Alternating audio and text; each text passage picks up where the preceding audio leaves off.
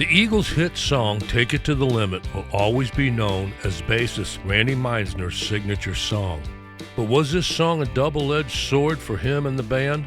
Of course, it was a song that brought Randy out into the spotlight, and then the song to cause the conflict leading to his leaving the Eagles.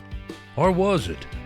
You might be surprised since most of the stories told back that up, but could those stories have been fabricated? Just a little? Or maybe a lot?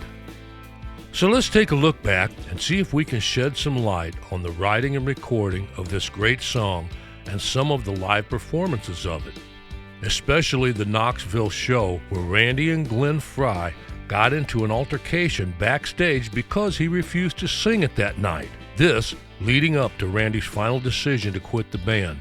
Was it really over him not singing Take It to the Limit that night? I used to think so. Randy Meisner said he had never written songs early in his musical journey, but that it was the Eagles who convinced him to start writing. Still to this day, writing is real hard for me, Randy said. I need co-writers, and I just wasn't fast enough, like Henley and Frey became. Randy had started writing the song Take It to the Limit, and Don and Glenn had come over to his apartment, and they worked together on getting it ready for the upcoming recording sessions. Take It to the Limit was to come out on their fourth album, titled One of These Nights, from which it was issued as the third single. Although Glenn Frey and Don Henley would sing lead on most of the Eagles' hit songs, Randy's vocal performance on Take It to the Limit would help it reach number 4 on the U.S. Billboard Hot 100. The Eagles and producer Bill Szymczyk did a fantastic job recording and producing this song. There was still some lyric changes going on during the recording phase of it, but once everything was together and the music laid down, Randy nailed the vocal part. Now here's something to think about. I don't know if this is a well-known bit of information, but after Randy left the Eagles, he recorded an album around 1978, and he re-recorded Take It to the Limit for that album. It's pretty straightforward with a more acoustic sound and a piano carrying the major load of the music. Randy's voice sounds as good as ever, although in the mix, I think the piano was a bit too loud, and there's none of his high falsettos on the outro of the song. Randy left them out. Just my thoughts here, but was this the way Randy had always envisioned the song and wanted it recorded? I think this is a good possibility. I'll leave a link to Randy's version of this song in the description box. Give it a listen and tell me what you think about it. Now, Randy did not perform Take It to the Limit on the Eagles shows once the tour started to promote One of These Nights. He'd wrote another song with Don Felder for the album titled Too Many Hands, and this was the song on their set list. Too Many Hands was released on the B-side of Lion Eyes. What was to make Take It to the Limit so unique, especially to Randy, was the song was not supposed to be a single. It had never been pushed as a single by the band or the record company, but was radio-driven instead. Randy said, what was nice about the song, it was never really promoted. It was the radio people who chose it without being pushed. A lot of times, you'll push a single, but this one was on demand. It was because it was getting so much airplay, they had to release it, so that was a real nice feeling. And every time we would play it live, it would always bring the house down. So once the radio and the fans started getting behind the song, the Eagles naturally started performing it during their concerts. This started sometime in September of 1975.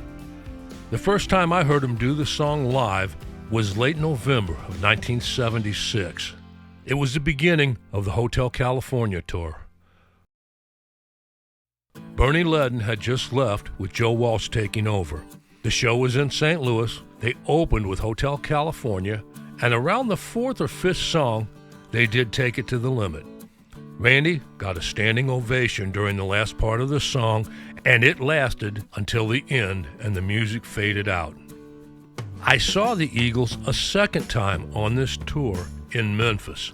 That was June 29th, 1977, and it was basically the same show I had seen in St. Louis about 7 months earlier with a few minor changes. opening with Hotel California, and Randy again performed Take It to the Limit sometime about halfway through the show, and he received a standing ovation. Now, come to find out, this show in Memphis I saw, but didn't know at the time, this was the night after the infamous show in Knoxville where Randy got into the fight with Glenn Frey. This fight supposedly occurred and was reported, and still is today, because Randy would not go out and perform Take It to the Limit for the encore. The fight between Glenn and Randy would be the final straw, causing Randy to leave the group after the tour. Now, if you'll bear with me here, I'm going to give you some information and maybe clear some of this up. I'm not going to say I'm 100% right, but I've changed my thinking on just what might have went down that night after the Knoxville concert. Why? Because there's some proof out there that the song was performed that night, and just as I had seen the night after, in the middle of the show. So there's no way this song was scheduled as an encore. They would not have played it twice in the same show. So why did Don and Glenn say this? Randy has said in interviews a few times that he was always anxious when doing that song and hitting those high notes on the end. And who could blame him? There's no room for error or any place to hide if you blow it. But he performed it night after night. There's no place I've ever found saying the song was left out of the show, and I've read quite a few newspaper reviews, including one from the Johnson City Press Chronicle. They wrote quite a few of the songs that was played in Knoxville that night, and it plainly states Take It to the Limit was performed, and it happened in the middle of the show, just as it did the following night when I saw him. So why did the rumor get started that the fight happened over Randy not singing Take It to the Limit? Well, that can be laid off on Don and Glenn. In the history of the Eagles, Don Henley said, "We were backstage and the crowd was going wild, and our encore number was Take It to the Limit. People loved that song, and they went crazy when Randy hit those high notes. But Randy didn't want to do the song that night. He'd been up partying all night with a couple of girls and a bottle of vodka, and Glenn kept trying to talk him into it. He said, 'Man, people want to hear that song. You've got to do it.' And Randy kept saying no. So after about the third or fourth time that Randy refused, a fight broke out." Now all I have to say about this is the newspaper review states that Take It to the Limit was performed that night, and it was done in the middle of the show. So there is no way it was scheduled as an encore. And why Don had to add up partying all night with a couple of girls and a bottle of vodka. Am I the only one who wonders why he had to add this little barb? Randy admitted to complaining about singing the song at times. He said he was drinking that night and felt sick with the flu, but he performed the song as always in the middle part of the show. He said Glenn wanted him to go out and do a third encore that night, and Randy just didn't feel like it. The Eagles, to my knowledge, never did a third encore. Don Felder said in his book they never did a third encore, except at the hotel after the show, which is another story in itself. So maybe Glenn was just pushing Randy that night.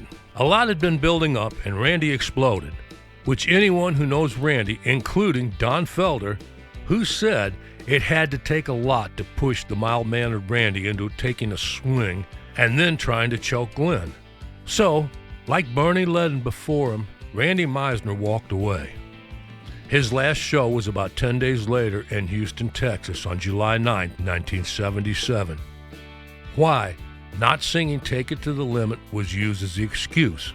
I just think Don and Glenn were trying to paint themselves in a good light and throw Randy under a bus. As for me, I used to always believe it was the Take It to the Limit story, but not anymore. Randy Meisner's vocal performance on Take It to the Limit has to be considered as one of the greatest all-time live performances in music. Don and Glenn making up a story about the song to put Randy in a bad light was a shame. Here's a couple more Eagles videos you might like if you enjoyed this one. Comment section is open for your thoughts. Don't forget to like and subscribe.